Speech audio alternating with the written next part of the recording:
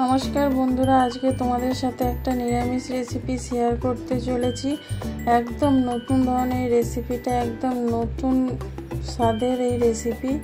ভিডিওটা প্রথম থেকে লাস্ট পর্যন্ত দেখার অনুরোধ রইল। আমি সুস্মিতা রান্নাবান্নায় স্বাগত জানাচ্ছি। এই রেসিপিটা একবার বানানোর অনুরোধ রইল।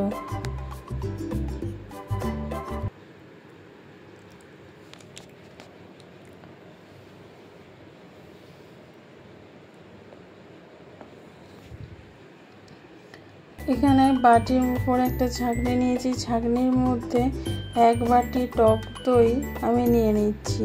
এখান থেকে এইভাবে ঢেলে নিয়ে পুরো দইয়ের যে জলটা সেটা যাতে পুরো পড়ে যায়, ঝরে যায়, সেই জন্য দইটা এখানে রেখে দিলাম। এইভাবে জলটা পুরো শুকনো করে নিতে হবে। এখানে দেখো ছোলার ডাল আমি ভিজিয়ে রেখেছিলাম। এবার 2টো কাঁচা লঙ্কা দিয়ে এর পেস্ট বানিয়ে নেব। এখানে বাউলের মধ্যে দেখো ছোলার ডালটা দেখতে পাচ্ছ কত টাইট হয়েছে। এই রকমই টাইট করে একটু বেটে নিতে হবে, তাই একদম মিহি করে নিতে হবে, আর জল ছাড়া এরকম টাইট করেই কিন্তু বেটে নিতে হবে।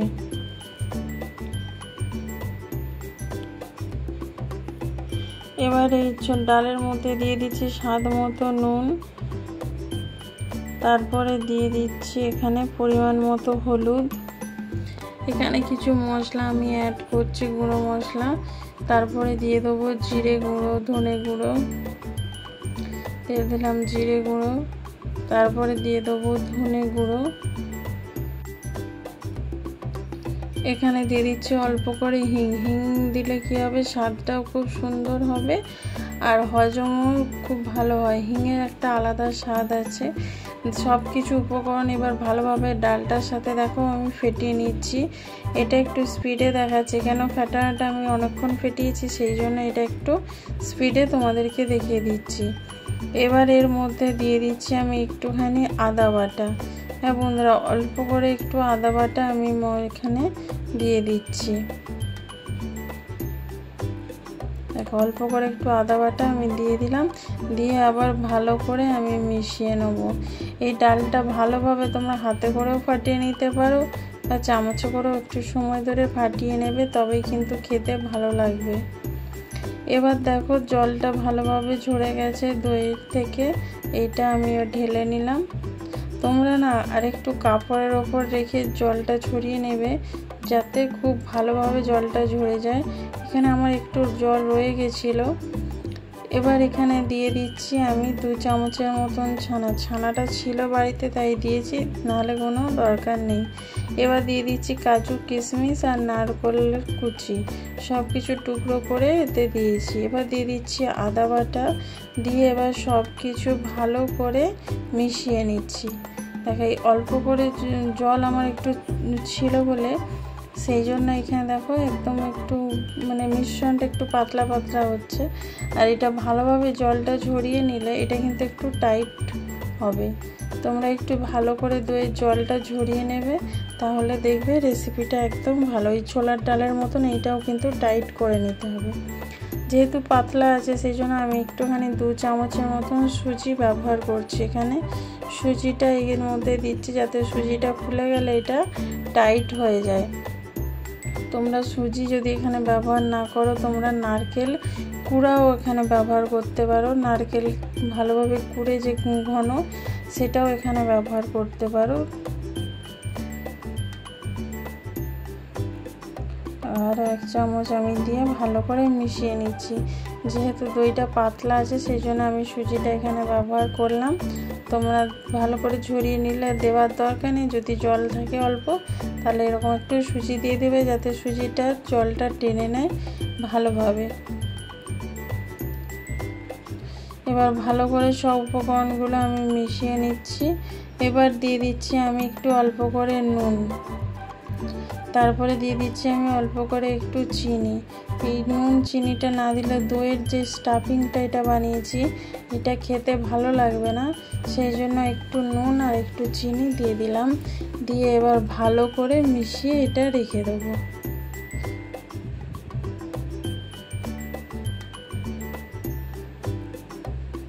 দেখো যেটাকে পুর বলা হয়, এই দইয়ের আমি পুর বানিয়ে নিলাম।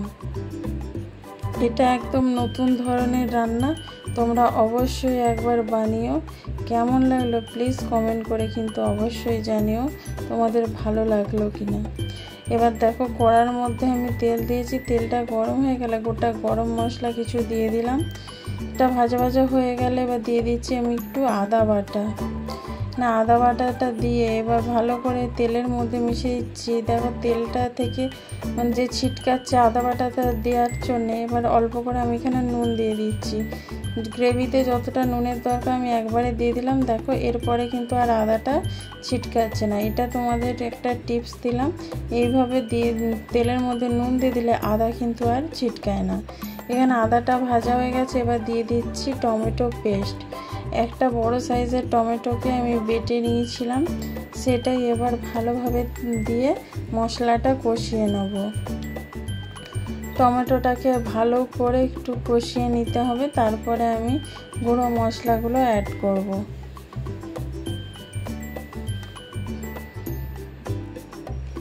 দেখো এখানে দিয়ে দিলাম একটু অল্প করে হিং। বন্ধুরা এখানে আমার হিংটা একটু মিস্টেক হয়েছে, এটা তেলের মধ্যেই তোমরা দিয়ে দেবে। তবে যেহেতু এখন মশলা কষানো হচ্ছে সেই জন্য আমি এই সময় হিংটা দিয়ে দিলাম। যেহেতু আমি নিরামিষ তরকারি করছি সেই জন্য হিং দরকার, কেউ যদি পছন্দ না করো নাও দিতে পারো। দেখো এখানে টমেটোটা খুব সুন্দরভাবে ভাজা হয়ে গেছে, দেখতেই পাচ্ছ একদম লাল লাল হয়ে গেছে, তার উপরে তেল ভেসে উঠেছে। এবার দিয়ে দিচ্ছি কিছু মশলা, হলুদ গুঁড়ো দিয়ে দিলাম, নুন তো আগেই দিয়েছি। বা দিচ্ছি জিরে গুঁড়ো, ধনে গুঁড়ো, তারপরে দিয়ে দেবো কাশ্মীরি লঙ্কার গুঁড়ো। এতে কি হবে কালারটা খুব সুন্দর আসবে আর ঝাল একদম হালকা হবে। এতে বেশি ঝাল হলে কিন্তু খেতে ভালো লাগবে না। যেহেতু আমি ডালেতে দুটো কাঁচা লঙ্কা বাটা দিয়েছি আর গ্রেভির মধ্যে হালকা আমি একটু ঝাল রাখছি। এবার ভালো করে সব মশলাগুলো কষিয়ে নিচ্ছি। এখানে কষানো হয়ে গেছে, এবার এর মধ্যে দিয়ে দেবো জল।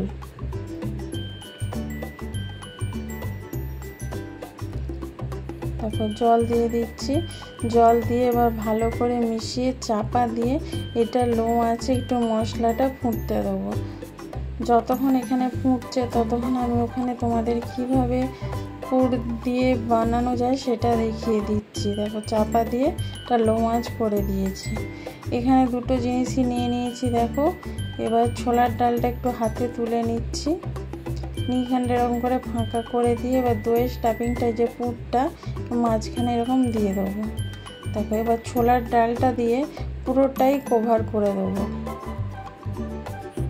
আর তোমাদেরকে বলছিলাম দইয়ের যদি জলটা থাকে তাহলে একটু নরম যে আমার আছে সেটা নরম থাকবে না, একদম টাইট হয়ে যাবে। দেখো এরকম হয়ে করে নিয়েছি। এবার এই যে ঝোলটা ফুটছে, এবার এর মধ্যে আমি দিয়ে দেবো। দেখো একটা করে এরকম ছেড়ে দিলাম, আবার একটা বানিয়ে এর মধ্যে দিয়ে দেবো। এরকম করে 4টে আমি টোটাল বানিয়ে নিয়েছি। এবার লো আঁচে চাপা দিয়ে 5 মিনিট আমি একটু রান্নাটা করে নেব। 5 মিনিট পর তোমাদেরকে দেখাচ্ছি। দেখো 5 মিনিট পর দেখো কত সুন্দর হয়ে গেছে, দেখতেই পাচ্ছ। উল্টে নিচ্ছি, নিচের দিকটা যেহেতু শক্ত হয়ে গেছে এবার অন্য দিকটা আমি উল্টে আবার এরকমভাবেই রান্নাটা একটু করে নেব। তোমরা যদি ভাবো যে এইটা ভাজা হয়নি বলে খেতে ভালো লাগবে না, কিন্তু একদমই না। এটা তোমরা না ভেজে এরকমভাবে রান্না করে দেখো, এর স্বাদটা অসাধারণ লাগে। দেখো অন্য দিকটাও আমি করে নিয়েছি। এবার দিয়ে দিচ্ছি এর মধ্যে আমি কাঁচা লঙ্কা, গোটা কাঁচা লঙ্কা কয়েকটা দিয়ে দিচ্ছি।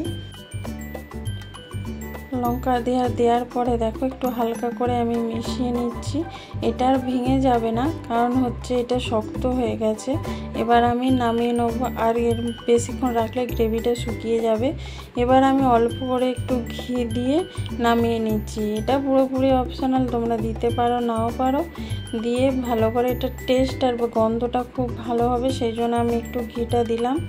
দিয়ে এবার ভালো করে মিশিয়ে নামিয়ে নিলেই কিন্তু একদম রেডি আজকের আমাদের রেসিপি। গরম ভাতের সাথে, রুটির সাথে, পরোটার সাথে, যে কোনো জিনিসের সাথে খেতে পারো। দেখতেই পাচ্ছ কত লোভনীয় লাগছে। বন্ধুরা, আজকের এই ভিডিওটা যদি ভালো লেগে থাকে লাইক, কমেন্ট, শেয়ার করো। নতুন বন্ধু যারা দেখছো তারা চ্যানেলটা সাবস্ক্রাইব করে বেল আইকনটা ক্লিক করে দিও। যারা ফেসবুক থেকে দেখছো পেজটা ফলো করে দিও।